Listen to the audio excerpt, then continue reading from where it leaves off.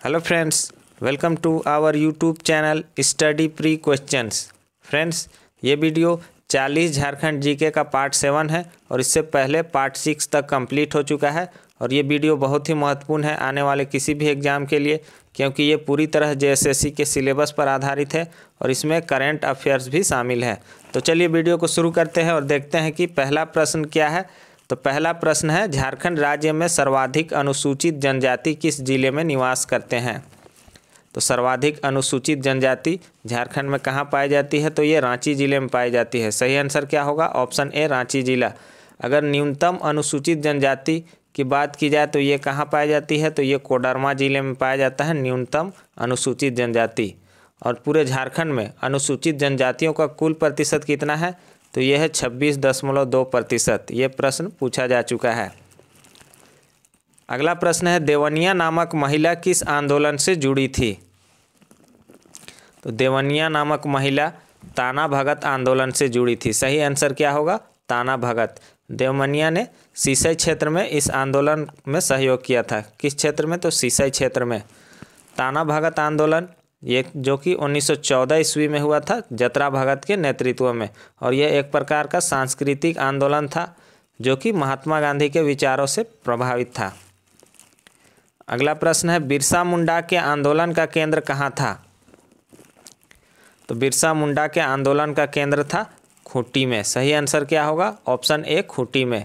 और खूंटी में ही डोम्बारी पहाड़ है, जिसे बहुत बार एग्जाम में पूछा जाता है कि डोम्बारी पहाड़ कहाँ है, या डोम्बारी बुरू बुरू पहाड़ को ही कहते हैं। तो डोम्बारी बुरू या पहाड़ कहाँ है, तो ये खूंटी में ही है। और इससे और एक प्रश्न पूछता है कि कौन सा स्थान है जो जलियांवाला बाग जैसा महत्व रखता है, तो ये है डोम्बारी बुरू या डोम्बारी पहाड़।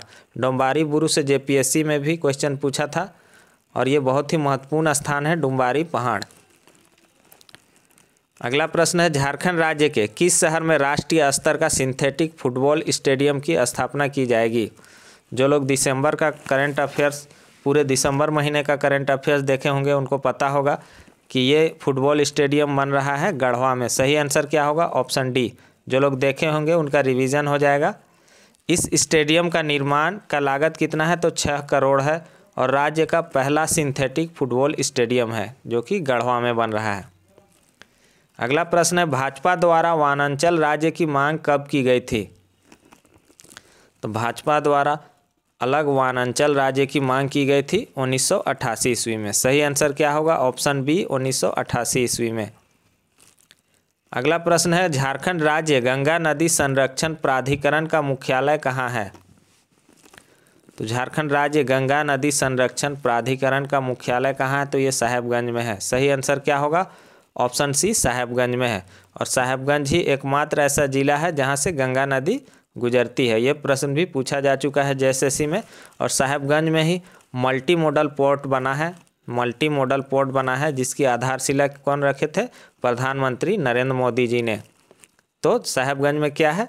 मल्टी मॉडल पोर्ट बना है। दामोदर घाटी परियोजना में कुल कितने बांध हैं? ये पूछा गया प्रश्न है। तो दामोदर घाटी परियोजना में कुल कितने बांध है, तो 8 बांध है, जिसमें कि तिलैया, मैथन और बाल पहाड़ी, ये तीनों बांध कहाँ है? बराकर नदी पर हैं।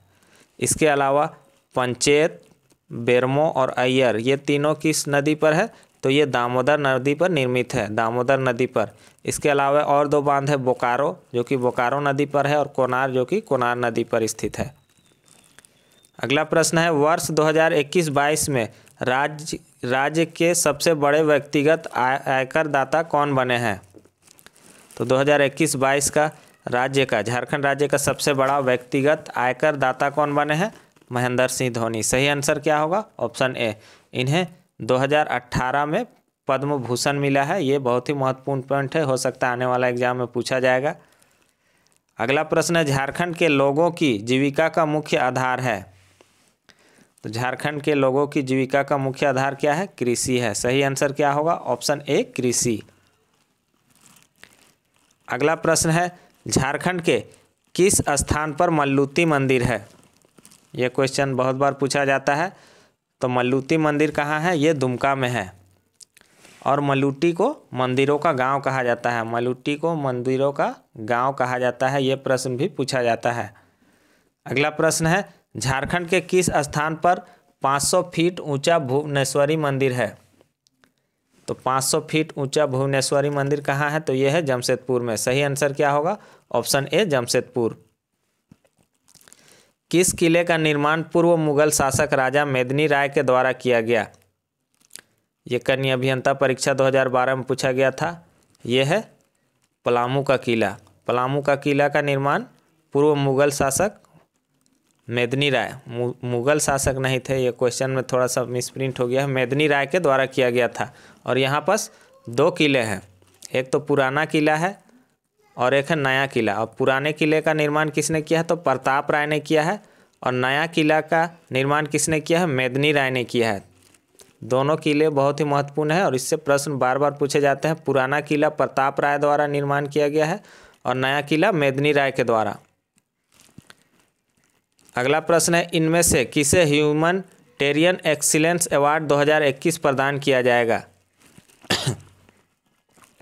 तो ह्यूमैनिटेरियन एक्सीलेंस अवार्ड 2021 प्रदान किया जाएगा डॉक्टर असजद अंसारी को। सही आंसर क्या होगा? Option A. ये करंट अफेयर्स का क्वेश्चन है। गढ़वा जिले के युवा समाज सेवी सह चिकित्सा पदाधिकारी डॉक्टर असजद अंसारी को आइकन फाउंडेशन द्वारा ह्यूमैनिटेरियन एक्सीलेंस अवार्ड 2021 से सम्मानित किया जाएगा।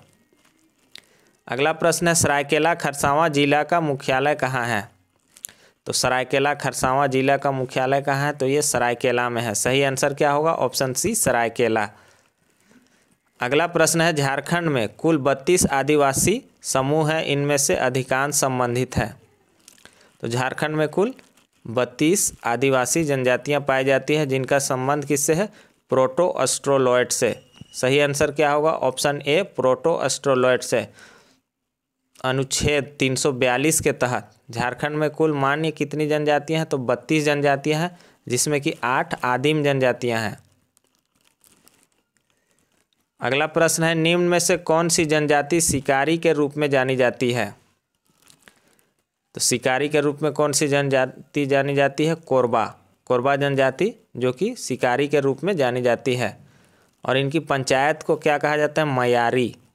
मयारी या मेठारी कहा जाता है। ये प्रश्न भी पूछा गया है कि कोरबा जनजाति की पंचायत को क्या कहा जाता है? तो मयारी या मेठारी। या ऐसे पूछेगा मयारी या मेठारी क्या है? तो ये कोरबा जनजाति की पंचायत है।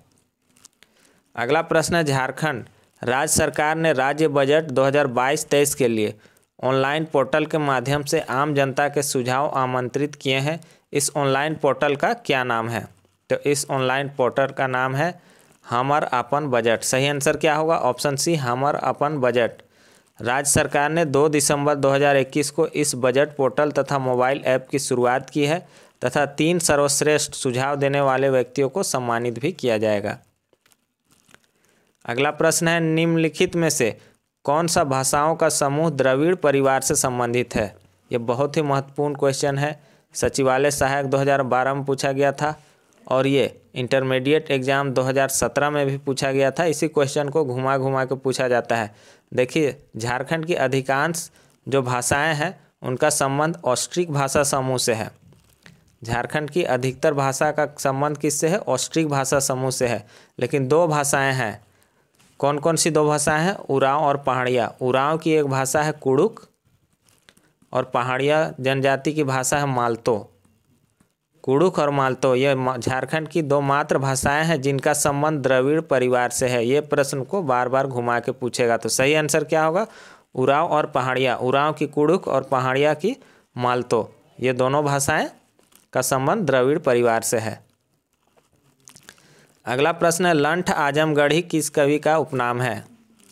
तो लंठ आजमगढ़ी कहा जाता है कृष्ण राजगुप्त को। ये झारखंड के कवि है। सही आंसर क्या होगा? Option C Krishna Rajgupta. अगला प्रश्न है, मुंडारी लोक कथाएं पुस्तक किसने लिखी है? ये JSSC CGL 2016 में पूछा गया था। मुंडारी लोक कथाएं पुस्तक के लेखक हैं जगदीश त्रिगुणायत। सही आंसर क्या होगा? Option C Jagdish Trigunayat. और मुंडारी भाषा के 4 रूप हैं, याद रखिएगा। मुंडारी भाषा के 4 रूप हैं। पहला क्या है? हसद है। दूसरा क्या है? तमड़िया है। तीसरा क्या है, केर है, और चौथा क्या है, नागुरी है। तो मुंडारी भाषा के कितने रूप हैं, 4 रूप हैं। अगला प्रश्न है, झारखंड वासियों के कोरोना वायरस से मौत होने पर झारखंड राज्य सरकार मृतक के परिवार को कितनी सहायता राशि देने की घोषणा की है। तो ये दिसंबर महीने का करंट अफेयर्स है। सही आंसर क्या होगा इसका, 50,000 सहायता राशि देने की घोषणा राज्य सरकार ने की है। इसकी घोषणा स्वास्थ्य मंत्री बन्ना गुप्ता ने की है। इसके लिए राज्य सरकार की ओर से 25,66,50,000 रुपये आवंटित किए गए हैं। अगला प्रश्न है, हेपात जलप्रपात राज्य के किस जिले में है। आप सबको पता होगा कि हेपात जलप्रपात कहाँ है, तो ये गुमला में है और घाघरा नदी पर स्थित है। हेपात जलप्रपात गुमला में है और घाघरा नदी पर स्थित है। गुमला में और एक जलप्रपात है, नागफेनी। नागफेनी जलप्रपात कहाँ है, तो ये भी गुमला में है, याद रखिएगा। अगला प्रश्न है, झारखंड की प्रसिद्ध उत्तरी कोयल नदी का मुहाना है। तो झारखंड की प्रसिद्ध उत्तरी कोयल नदी का मुहाना या मुहावना कौन सा है, सोन नदी है। क्या अर्थ हुआ इसका, कि सोन नदी ही उत्तरी कोयल की, यानी कि सोन नदी की सहायक हुई उत्तरी कोयल। मुहाना का अर्थ हुआ कि उसमें जाके मिल जाती है। तो उत्तरी कोयल किसकी सहायक नदी हुई, सोन नदी की सहायक नदी है। और उत्तरी कोयल कहाँ से निकलती है, तो ये रांची का पठार के मध्य भाग से, रांची पठार के मध्य भाग से निकलती है उत्तरी कोयल नदी, जो कि सोन की सहायक नदी है। निम्न में से कौन सा पर्यटन स्थल गढ़वा जिले में नहीं है। केतार सिद्धपीठ गढ़वा में है। सुखदारी जलप्रपात ये भी गढ़वा में है। सुखदारी या सुखलदारी भी लिखता है। उसरी जलप्रपात ये गिरिडीह जिले में है। तो सही आंसर क्या होगा, गढ़वा जिले में कौन नहीं है, तो उसरी जलप्रपात। अगला प्रश्न है, इनमें से कौन सा खनिज पूर्वी सिंहभूम जिले में प्रमुखता से पाया जाता है। तो पूर्वी सिंहभूम में कौन सा खनिज प्रमुखता से पाया जाता है, लौह अयस्क। सही आंसर क्या होगा, ऑप्शन सी, लौह अयस्क। अगला प्रश्न है, निम्नलिखित में से कौन सा कॉलेज जमशेदपुर में स्थित है। जनसेवक नियुक्ति परीक्षा 2012 में पूछा गया है। क्वेश्चन बार बार रिपीट होते हैं, इसलिए कम से कम इनको तो रट जाना है। तो एमजीएम कॉलेज मेडिकल कॉलेज कहाँ है, एमजीएम मेडिकल कॉलेज जमशेदपुर में है। पाटलिपुत्र कहाँ है, तो ये धनबाद में है। इसके अलावा राजेंद्र मेडिकल कॉलेज रिम्स जो कि रांची में है। अगला प्रश्न है, केंद्रीय ईंधन शोध संस्थान की स्थापना किस स्थान पर हुई है। यह सचिवालय सहायक परीक्षा 2012 में पूछा गया था। केंद्रीय ईंधन शोध संस्थान कहाँ है, तो ये धनबाद में है। धनबाद के जलगोड़ा में है, जलगोड़ा में है। और इसकी स्थापना कब हुई थी, ये भी महत्वपूर्ण है। इसकी स्थापना आज़ादी के वर्ष 1947 ईस्वी में हुआ था। केंद्रीय ईंधन शोध संस्थान जो कि धनबाद के जलगोड़ा में स्थित है। अगला प्रश्न है, देश का पहला फोनो कैंप कहाँ स्थापित किया गया है। तो देश का पहला फोनो कैंप है ये दलमा अभयारण्य में स्थापित किया गया है। सही आंसर क्या होगा, ऑप्शन बी, दलमा अभयारण्य। इस फोनो कैंप को स्थापित करने का मुख्य उद्देश्य क्या है, जलवायु परिवर्तन से जंगल और मिट्टी पर पड़ रहे असर का अध्ययन करना है। अगला प्रश्न है, जिला प्रमुख के प्रधान को क्या कहा जाता है। तो जिला प्रमुख के प्रधान को क्या कहा जाता है, अध्यक्ष कहा जाता है। त्रिस्तरीय पंचायत जो सिस्टम है उसमें ग्राम पंचायत के प्रधान को क्या कहा जाता है, मुखिया कहा जाता है। उसके अलावा पंचायत समिति के प्रमुख को क्या कहा, प्रधान को प्रमुख कहा जाता है।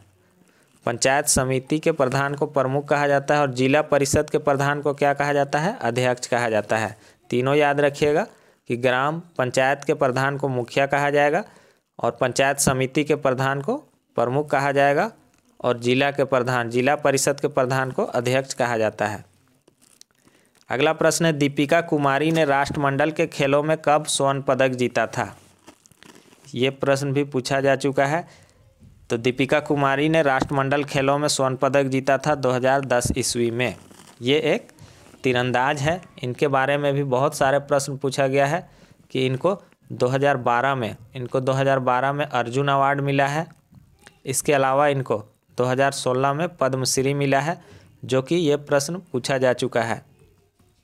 2016 में इनको पद्मश्री पुरस्कार प्राप्त हुआ है।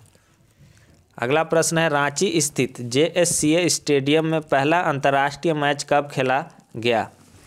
ये दारोगा PT परीक्षा 2017 में पूछा गया क्वेश्चन था और इस बार JPSC में पूछा था कि JSCA स्टेडियम का निर्माण कब हुआ था। तो निर्माण पूछे या पहला मैच, ये सभी 2013 होगा। सही आंसर क्या होगा, 19 जनवरी 2013 को पहला अंतर्राष्ट्रीय मैच इंडिया और इंग्लैंड के बीच में हुआ था, जो कि एक वनडे मैच था, एक दिवसीय मैच था 19 जनवरी 2013 को। तो इस तरह के प्रश्न भी पूछे जाते हैं, इसलिए आपको बहुत बारीकी से अध्ययन करना होगा। राम रेखा धाम कहाँ अवस्थित है।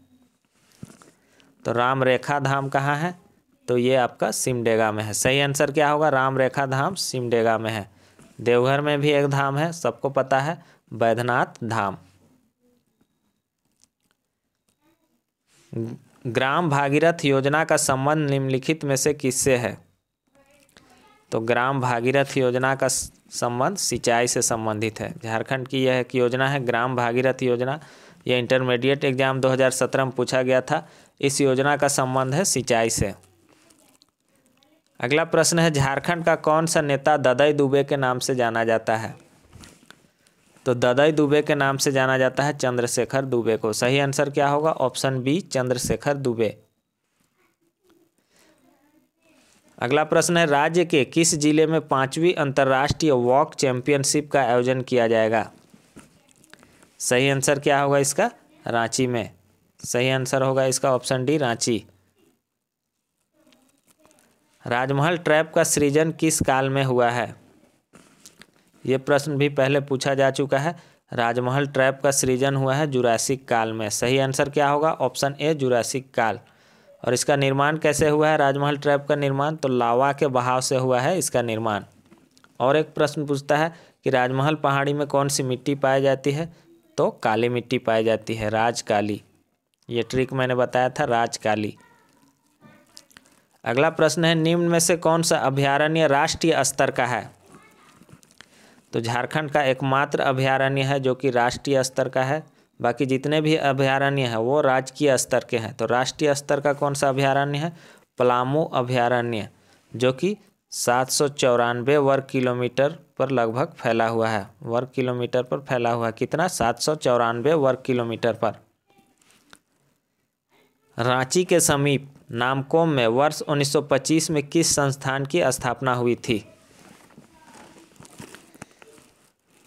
ये प्रश्न भी बहुत ही महत्वपूर्ण है। लाख अनुसंधान संस्थान, या लाह भी कहते हैं, लाह या लाख अनुसंधान या लैख अनुसंधान संस्थान, ये कहाँ है, रांची के समीप नामकोम में है। तो ये ऐसे भी प्रश्न पूछेगा कि लाख अनुसंधान संस्थान कहाँ है, तो रांची के नामकोम में है। इसकी स्थापना कब हुई थी, ऐसे भी पूछेगा तो 1925 ईस्वी में हुआ था।